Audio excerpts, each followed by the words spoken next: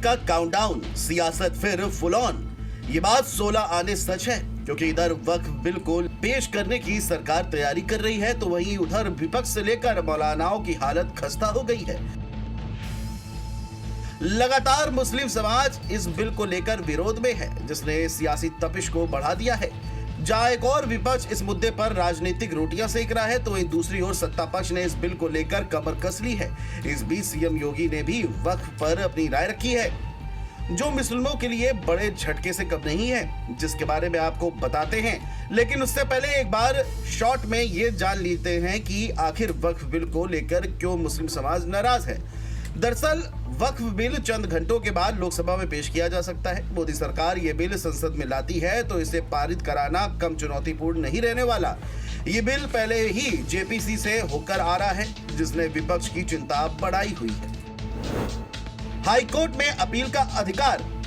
अब वक्फ संपत्ति से जुड़े किसी विवाद में हाईकोर्ट में अपील की जा सकती है, जबकि पहले वक्फ ट्रिब्यूनल का फैसला ही अंतिम माना जाता था। दान किए बिना संपत्ति पर दावा नहीं। अब वक्फ बिना दान मिले किसी संपत्ति पर अपना दावा नहीं कर सकता। पहले अगर वक्फ बोर्ड किसी संपत्ति पर दावा करता था तो वो वक्फ की संपत्ति मानी जाती थी।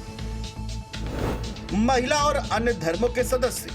अब वक्फ बोर्ड में एक महिला और एक अन्य धर्म का सदस्य अनिवार्य होगा। पहले बोर्ड में महिला या किसी अन्य धर्म के सदस्य नहीं होते थे। कलेक्टर को अधिकार। अब कलेक्टर वक्फ संपत्ति का सर्वे कर सकेगा और ये तय करने का अधिकार होगा कि कोई संपत्ति वक्फ की है या नहीं। ये वो आपत्तियां हैं जिससे मुस्लिम समाज खासा नाराज है। हालांकि इस बिल को लेकर सीएम योगी का कहना है कि सुधार समय की मांग है। उन्होंने एक इंटरव्यू में वक्फ संशोधन बिल पर कहा कि हर अच्छे काम का विरोध होता है, इसी तरह वक्फ संशोधन विधेयक पर भी हंगामा हो रहा है। जो लोग इस मुद्दे पर हंगामा कर रहे हैं, मैं उनसे पूछना चाहता हूं, क्या वक्फ बोर्ड ने कोई कल्याण किया है? सब कुछ छोड़िए, क्या वक्फ ने मुसलमानों का भी कोई कल्याण किया है?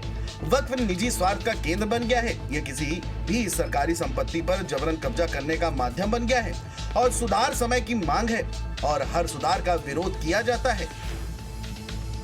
योगी के इस बयान ने मुस्लिम समाज को बड़ा झटका दिया है। खबरों की माने तो वक्फ का मतलब होता है अल्लाह के नाम, यानी ऐसी जमीनें जो किसी व्यक्ति या संस्था के नाम नहीं है लेकिन मुस्लिम समाज से संबंधित हैं, वो वक्फ की जमीनें होती हैं। इसमें मस्जिद, मदरसे, कब्रिस्तान, ईदगाह, मजार और नुमाइश की जगह आदि शामिल हैं। वक्फ बोर्ड मुस्लिम समाज की जमीनों पर नियंत्रण रखने के लिए बनाया गया था। अगर यूपी में जमीनों की बात करें तो सुन्नी वक्फ बोर्ड के पास 1,23,000 जमीनें हैं। शिया वक्फ बोर्ड के पास कुल 3,102 जमीनें हैं। अगर देश में गौर करें तो देश भर में वक्फ के पास 7,85,934 संपत्तियां हैं।